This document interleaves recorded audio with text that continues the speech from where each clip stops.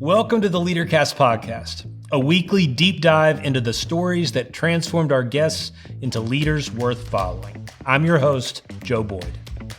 Welcome to the Leadercast podcast. Today's guest is Milen Mahadevan, the president and CEO of 8451 in Cincinnati, Ohio. We're going to learn today about how he leads using the scientific method. We will hear about why he curses too much and how he's worked really hard to stop doing that.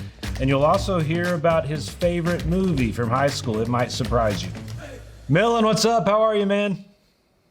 Really great, Joe. Thanks for the invitation today. You got it. Thanks for having me. Hey, before we get started, can you explain what in the world you do and what your company does? Like I'm a third grader. Like, what is 8451? What are you about? And we're going to get into your story, but I just want folks to kind of know what you spend your day doing, what you're leading. No, it's a great question. We like to be a little bit mystical, a little bit secret. It attracts more people to us. But 8451 is a wholly owned subsidiary of the Kroger Co. The Kroger company is the largest grocery store in America, and it's, I think, one of the oldest, over 140 years old. And so Kroger created a subsidiary of its business because it determined that the future of retail was about connecting with customers in the most effective manner. And to be able to do that at scale, it's through knowing them better. And they launched a loyalty card which spits off all this great data about what people are purchasing. And they realized that it can have intimate relationships at a store level between a checkout lane person and the customer, between the lady running produce and customers shopping it.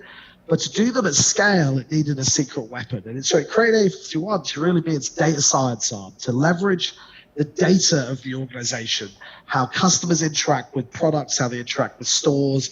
And we collect that data through the loyalty card, which is a consent-based mechanic, where people say, yes, I want value. I want you to give me relevant products. What products are on sale? What new items are coming out? How can I get the best deal on something? So customers opt into that. That gives us the opportunity to understand them. So what 8451 really does is we see people in data. And what I mean by seeing people in data is, we see whether you're an early adopter, whether you want to be introduced to new products. We see whether, you always buy on promotion, and so you're looking for the right notifications on promotion. We see based on what you purchased, you're probably packing kids' lunches. How do we make that easier for you through the products we put on our shelves? So we're a data science company at heart that is really just leveraging that data to make more relevant recommendations to customers, whether those are prices, products on the shelf. We also work in the supply chain. So this is what customers are going to need. We can forecast what they're going to need, and so we order the right amount, which also creates an economic model for Kroger, not just on top line growth, but also the opportunity to be efficient with that top line growth, not ordering too much, which flows into zero hunger, zero waste, which is part of our mission. Is not just, we want to help Kroger, they're a business. We also want to help society. So how do we connect people with food, but also save food, for want of a better word, ensure that we don't waste a lot, ensure we have the right products in the right place at affordable prices. Now I would tell you that's how we formed. But over time, we've become a bit more diverse as a business, and we've started to leverage some of our data assets and our channels to really help other partners. So think of that as CPG partners, financial services partners, be able to reach customers too. So to be able to P&G, just in our backyard here in Cincinnati, enable them to reach their customers through Kroger's channels. And so we've had an opportunity to then create value for CPGs and create more value for Kroger and create more value for customers again, which makes us not only, I would say, an internal department of Kroger, but also a revenue generating department of Kroger through the work that we do with those CPGs. Yep. And at its heart, man, it's just looking at data, trying to make sense of it, trying to see people in it, and then make recommendations of what those people should see when they hit our stores, our digital channels, or through our communications. I hope that made it easy. I think, well, all I know is like when I buy something at Kroger, I use my card, and then I assume you immediately know what I bought. And so I just... Not me personally, but... No, man, that does make sense. And I know most of the folks watching and listening to this are not going to be in your industry, though some of them are, and they already know you, I'm sure. But the heart of what I want to talk about, thank you for that introduction. I know the company's great. We've worked closely with you for a long time. But I'm interested in the sort of person and leader you are, because I've got to see it firsthand, and it's fun. You're a great leader. And I know it's a growing organization, right? So how many folks do you have working for you now? We're about almost 1,300. Yeah, that's not nothing. So every day, ultimately, you gotta figure out the data science part of it and everything else, but you got to figure out the people part, and leading them. So if you could, we like to kind of, the hero's journey framework that we're super into. I know we've talked about that with you before, but we do this podcast in the same thing. So I just want to think of your life as like a story and how you started. And if you could, you're from the UK originally, is that correct? Yeah. So when you were growing up back then, think of yourself as like a little kid, 8, 9, 10-year-old Milen running around. I'm curious, what sort of stories were you into? Like what cartoons or comic books or book series or heroes? What were those first adventure stories that kind of captured your imagination? Oh, wow. You're really taking me back. You're taking me back, sir. Well, there was all the cartoon Transformers, Spider-Man, Thundercats, all on TV. But what really pulled at me was Star Wars, Indiana Jones. And I want to throw a really random one at you, which is Romancing the Stone. So I remember it distinctly. It was Michael Douglas. I think it was Kathleen Turner. Yeah. And I remember that one because, I don't know, I must have saw it at Christmas on TV. It was like the big Christmas movie. I remember thinking, this is the most amazing movie. And I think I actually videotaped it. It was like one of those VHS videotapes. Our kids are like, what is that these days? And I used to watch it again and again. But it was really Star Wars. It was my big love of an adventure story, which I've carried on even to this day. I love Star Wars. My son now loves Star Wars. I've kind of beaten that into him, for want of a better word, is that love. But I remember Star Wars, Indiana Jones, and then a strange one for you, but Romancing the Stone. I got Monty Python and the Holy Grail as you all were importing comedy over here when I was a kid. And I had recorded that on PBS on a VHS tape, or I don't know if it's PBS, but some channel, and it wore it out. Like you couldn't even see it anymore. Because I was a comedy nerd back then, but we share Star Wars in common. And those, George Lucas actually worked with Joseph Campbell, the guy that I'm way into, about writing that original story and making sure it hit all these points, so it did captivate, especially folks our kind of age. Like that, it was the perfect thing. So, do you remember what your early kind of ambitions were? Like that. As you started to get maybe a little older, what did you hope to do with your life, or what did you imagine being as a grown-up? Wow. Joe, that's really sent me back. Joe, I think when I was very young, I just thought it would be cool to be a gardener. I thought it was cool. Like, I grew up in London, right? We had a garden. It wasn't very big. My dad used to like gardening. We had a lot of plants around our house that, one of my jobs was to water them.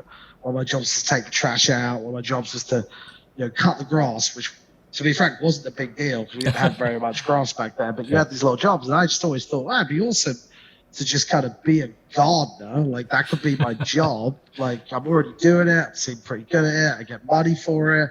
I remember distinctly because even to this day, that influence of my dad having plants all around the house has stayed with me. Like, we have a ton of plants inside our house. And I'm just fortunate to now actually have a yard moving to America. Yeah. I think if I continued in London, I probably wouldn't have a yard of any description. And that's the most distinct thing I can remember wanting to be.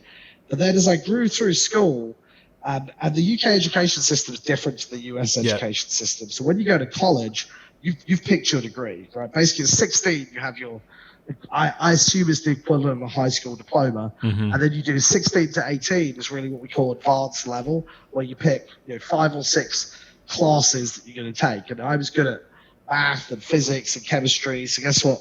My A-levels were in math, physics, chemistry, computer science. And so then I was like, now I've got to go to college. So now you have to pick the degree you're going to do. Yeah.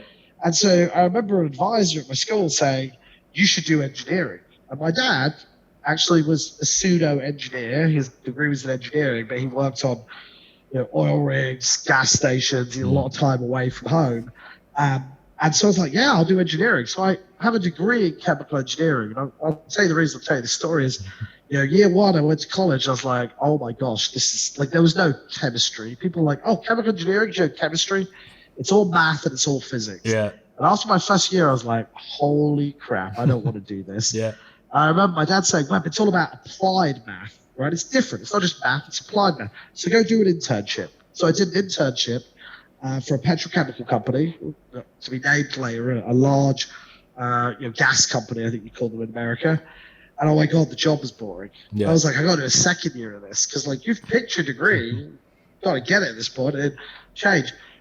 And in my second year for my internship, I worked for an agricultural institute, which was trying to create forms of crop, but you need a lot of chemical engineering there. How are you going to do it? How are you going to flow things?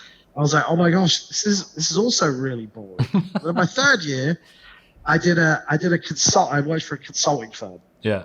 And I found that what they did was solve problems for people, not unlike yourselves, business problems. They take things and they break them down to their constituent parts and try and put them back together. And that's when I realized what I had been doing in engineering was the same thing. Different domain. It was more about fluids and how you create things by putting two different chemicals together, or how you flow things through pipes. But it was the same thing. How do you break stuff down to its individual elements and then solve for them and put together what that solution is over top of it, understand the drivers of it. And I realized that the reason I liked engineering, and I liked the concepts of math and even physics, were all about first principles, how you break things down. But I didn't like where it was deployed. Like I could basically work for a petrochemical company, a pharmaceutical company, or some kind of agricultural company. And that's where most chemical engineers end up, is in one of those fields, or a CPG making something. I was like, I actually like the business side of it. And so I had the unique opportunity to get a chemical engineering degree, but really then leverage it in a completely different world. And so I looked around, having done my internship at a consulting firm, and said, hey, where do I want to go? And I found a little company in the UK called Dunhumby, and they were 70, 80 people. But they had something super unique, not unlike 8451. They were all about the data. They were all about whether it was seeing people, optimizing things. And they were working with some of the biggest both grocery stores, but also they worked for a utility company. They worked for Virgin Atlantic when I worked for them. They worked for Tesco, which is a massive grocery store there. And so it was applying, data and science, but also solving real business problems. So it took me a while to really figure out what I wanted to do. And some of it was just through, to be frank, doing stuff, exploring it, until you realize, like, this is where you get your energy from. This is what intrigues me, what piques my curiosity, as opposed to just, trying to make it work. Because actually just keep doing different things until something makes you wake up in the morning and say, I really like what I'm doing. Right. Yeah. Yeah, that's the key. I think I'm in life stage of, I've got a 23-year-old and 21-year-old sons, and my 21-year-old's a senior in college, and he knows everything he doesn't want to do, but he doesn't know what he wants to do yet. So I just call it, you just got to try stuff, man. Just like, don't do nothing. Like the walk, the journey will unfold, and I saw that with my older son for sure. And me, I have a theology and a comedy degree, so here I am. You kind of work it out as you go, right? So life is just a series of tests and learns. Yeah, you test, you learn every single test. It's just course correcting. There's no perfect answer. Your life is an accumulation of your experiences, and so keep experiencing stuff, and you accumulate life. Yeah, I mean, keep trying stuff. So tell your 21-year-old, it's good that you've learned. What's that? The old saying that the guy that created the light bulb, or one of the people that claimed to create the light bulb, said, "I didn't fail 1,000 times. I figured out 1,000 ways not to make a light bulb. Right. All it takes is the one when you did figure out. It's just you have all these experiences, you find out what you don't like, all on the path to finding out what you do like." I wonder if like the stakes are higher for you now than when you were 17, right? Like the stakes of making a mistake, basically, like not finding out. Do you still have that in your leadership style, that sometimes we just got to try things and see if it works? Is that still part of who you are? I like to think so, but to your point, the stakes are higher. Yeah. So there's a difference in, how big those decisions are has changed radically. For me personally, I'm still about I'm still going to go try and do different things. Put yourself out there, try and do different things to learn. And for the business, I want to push us to do it too. But the scale, those things don't necessarily scale with the size of our business as it grows. You don't say, hey, I'm going to take half the company and go do this other random thing in there, unless you have some evidence that points there. But the idea of small test and learns that become bigger and bigger and bigger, and a rolling stone is definitely still in our DNA.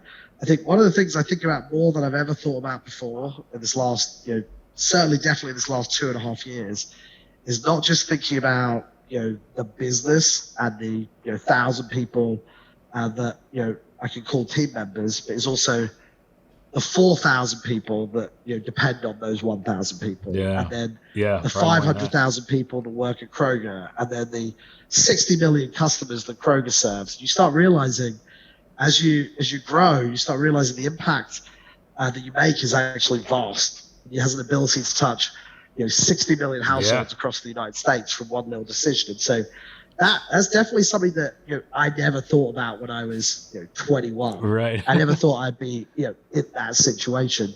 And I'll be honest, the pandemic really kind of changed. I thought about people and going beyond just the people that are my teammates. I never really realized how big those decisions were until we started getting into the pandemic. And I was like, hey, we got to start making decisions on how we look after our team. Yeah. It's not just our team, because their offices are now their homes. And so their teammates are actually sitting right next to them. Their teammates are on the couch right next to them, because that's their family. Right. So it just changes it makes it really come to the top of your head when you start living through things like that. Do you think if the younger Milen could see you now, what would you think that you would be proud of, and what would shock them about where you are? I think the number one thing that would shock them is I'm in America and I have not back in London. I moved here in 2003, and I'll tell you, I'm not sure whether I really wanted to come or not, but I remember distinctly talking to my father about it, and I was 23 years old, and he said to me, I don't know why you wouldn't go. Right, we started a company that was 12 people that all moved from the UK to start a company in Cincinnati, and he's like, you're one of 12 people. The US is the biggest retail market in the world. It's like a startup in a huge country. Be there 2 years, 3 years, and come home, and you can write any job you want. So I was like, yeah, that's good advice, man. Yeah. I should lean into that. It's another experience, something different. Let me go do this. We work in the United States. But I never thought I'd be here. We're talking about almost coming up to 20 years later. Up to 20 years later. And I could not have possibly imagined that I would have still been here. And so I think my younger self would be like, what the hell are you doing? Get back on your plane and go home. I think on the flip side, I think my younger self would be like, wow, you've really taken what was just raw ingredients, skills, capabilities, curiosity, and you've really shaped it and molded it into something that is powerful. Mm-hmm. I hope that's what my younger self would say. Yeah. And you've done it the right way, not the wrong way. You've never lost sight of doing you. I tell people all the time, the only thing you can do is be you, because everyone else is taken. And I just want to be able to go to bed at night saying, I said what I believed or what I thought was right in that situation. The moment you find yourself not feeling like you can do you, for want of a better word, I tell people all the time, just get out of that situation. And that's my opinion. Yeah. No one should listen to me, but that's probably the worst thing you can do is to start not being you and start being true to yourself. Do you appreciate that for the folks that work for you? Because I know there's a leadership style that doesn't like that as much, you know what I mean? But you feel like you handle people disagreeing with you and all that kind of, Makes you better. If everyone says the right thing and agrees with you, then the emperor's got no clothes. Yeah. I always tell people all the time, magic doesn't happen at the top of organizations. It doesn't happen. Magic happens at the edge. Magic happens with your customers, with your clients. Kroger's magic happens at a store, in the produce aisle. Our magic happens when people interact with our tools, when we deliver a price that gets accepted by a merchant. So the magic happens at the edge. It happens with the teams on the ground. The best we can do is generally say, we're going north and get barriers out of the way. You got to be at the top of that, those ships, they have those little, eagles' nests, birds' nests at the top there. Looking out on the horizon, said there's an iceberg.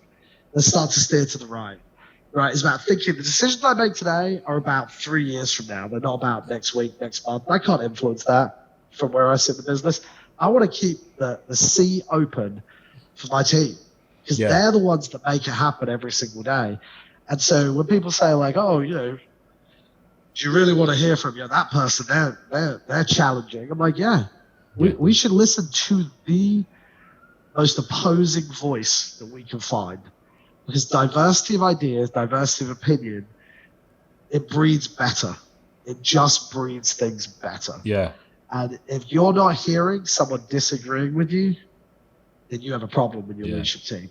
You have a problem with who you've built in your business, and you will fail eventually. Might not be today, might not be tomorrow, but you will fail. I want the voice that says, I'll agree. I think we should go this way. At the end of the day, someone's got to make a decision. Yeah. If it's my decision, I'm going to make my decision. But I want all the inputs in the world. I think the second thing you have to be wary of is holding on to your decision too long. Yeah. What I always tell people is your best competitive advantage is actually speed.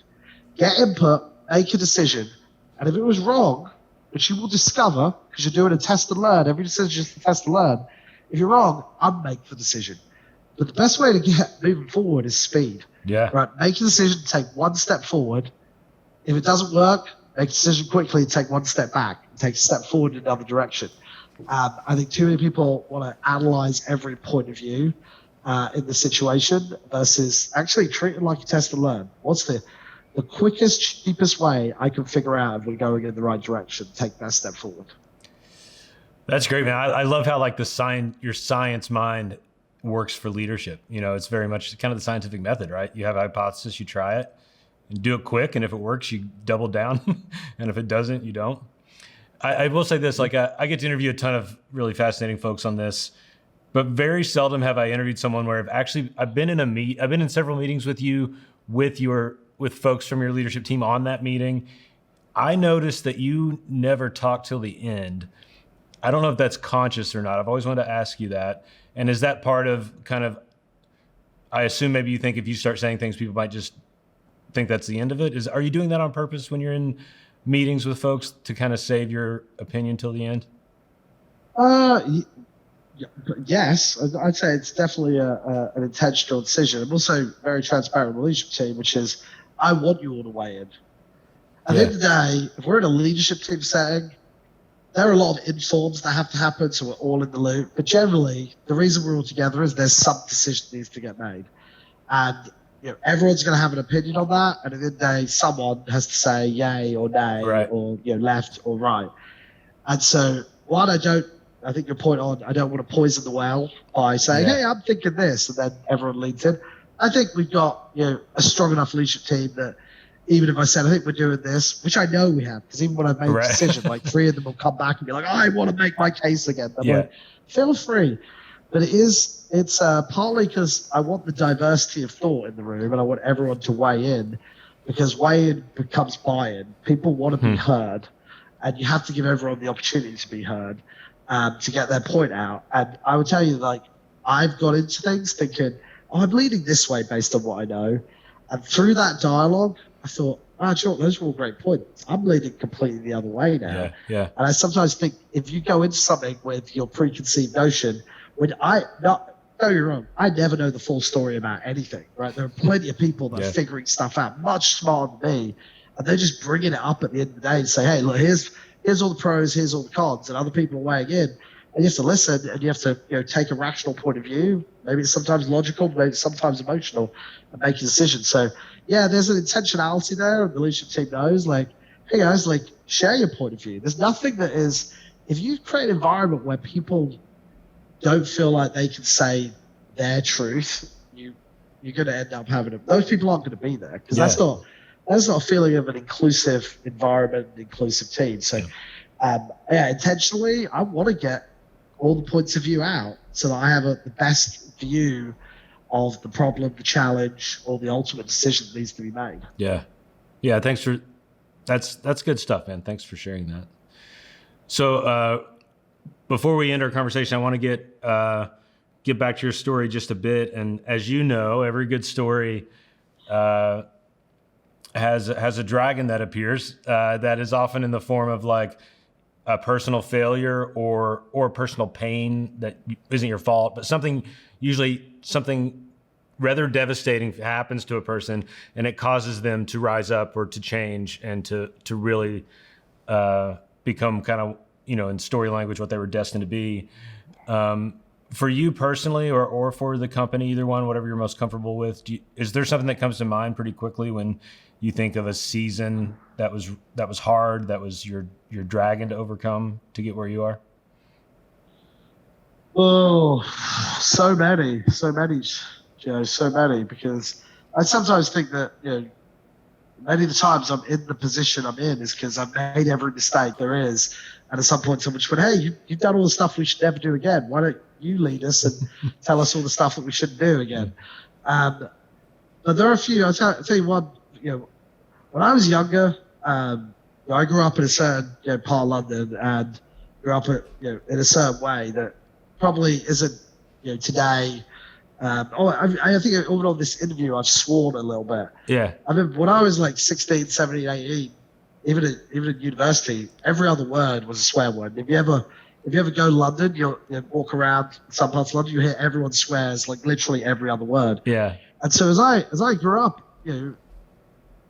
I probably was a bit more aggressive than I needed to be, probably in a language that was more colorful.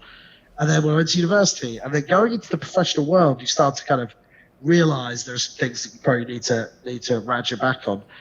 But I remember coming to America and realizing how wide that divide is. Right. Like two countries divided by one language.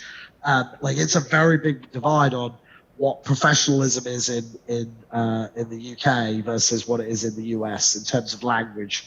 And it took a while, and it was hard because it was like culture shock. And I don't just mean the language, I mean so many things. And it's Cincinnati, it's not New York, but it's still massively different. Yeah.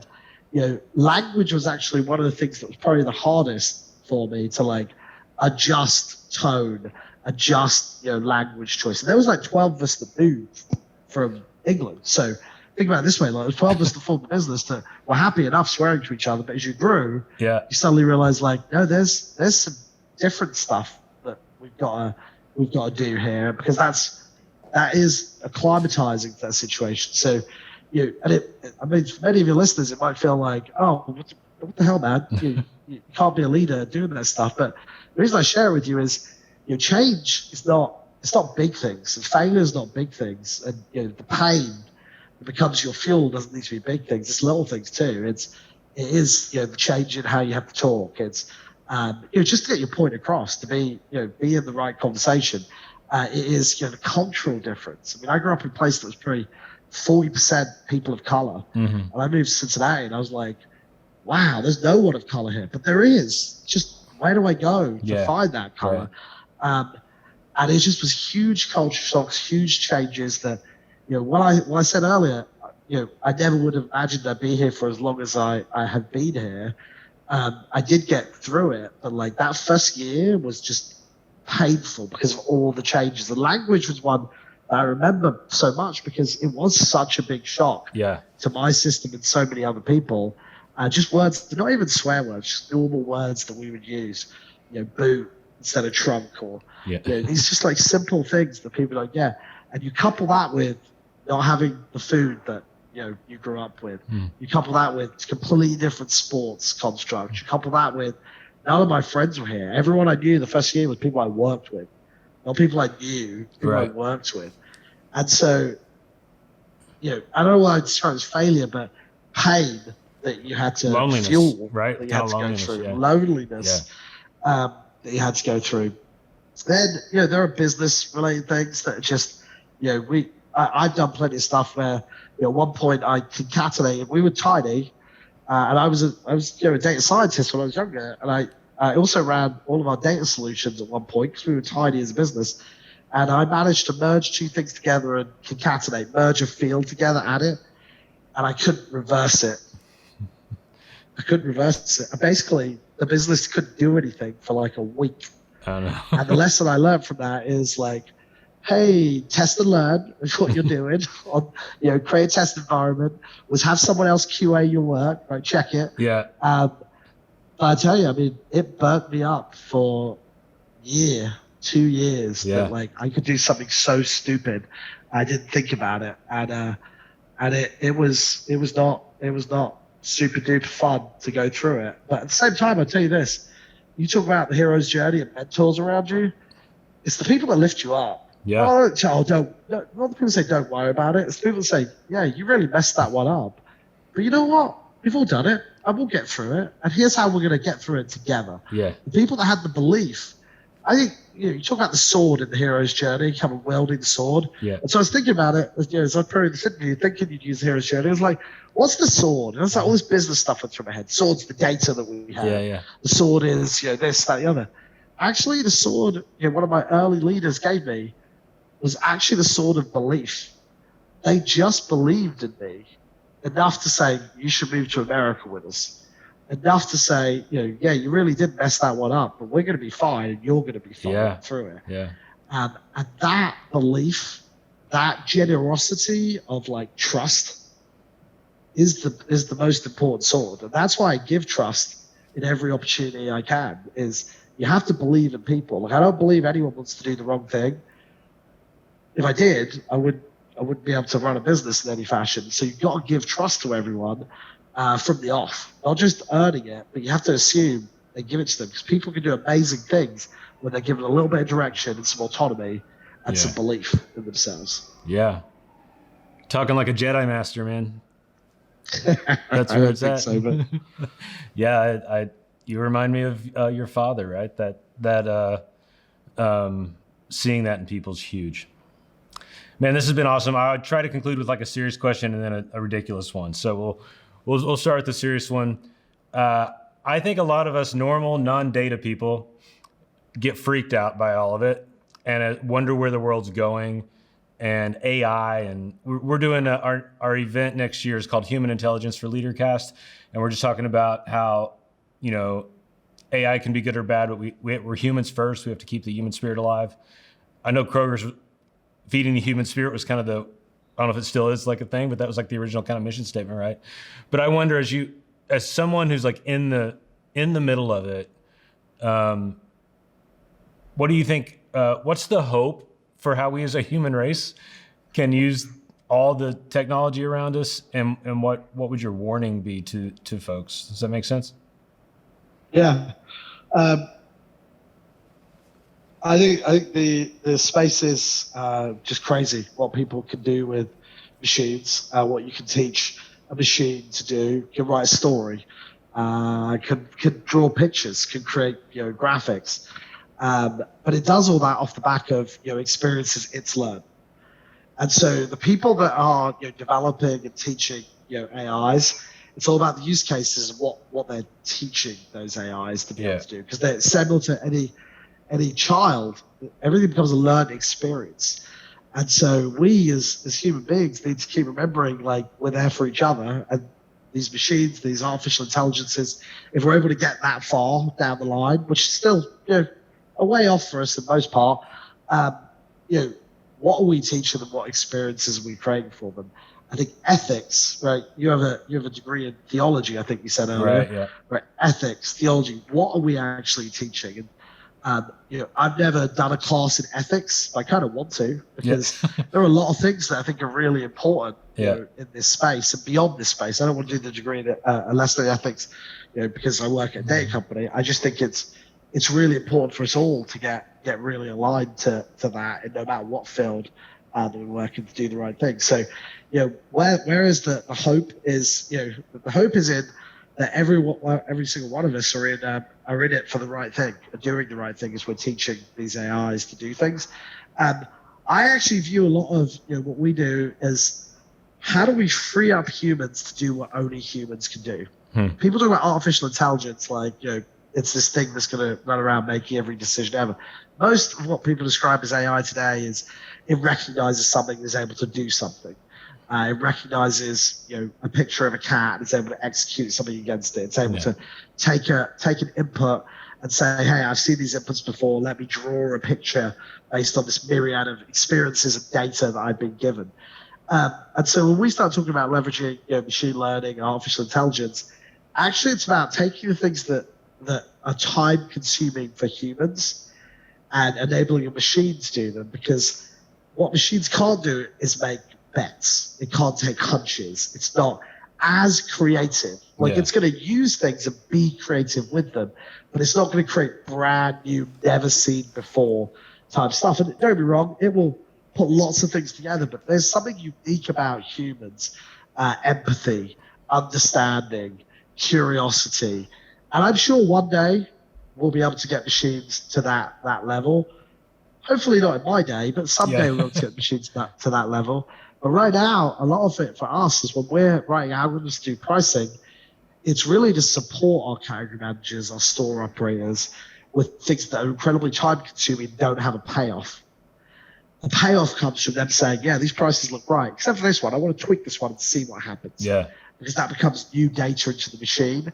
It enables that category manager to work on things that are different and more uplifting, for want of a better word, than what the machine can do in a much more efficient manner. So that's where I think the hope is in the people teaching and training AIs to introduce ethics. And I think it's all about all of us doing what just simply the right things, the most ethical things, because the machines will learn from what they observe. Love it, man. Okay, last question. You're going to take George Lucas and me to a pub in London. Do you know where we're going?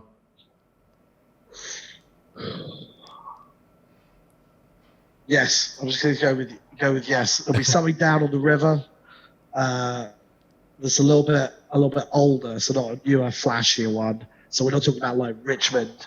We'll be up on the East End, the river at the East End. Yeah. I'm trying to think through which exact pub I take you to, but I was just thinking last time I was home, like 3 of them had shut.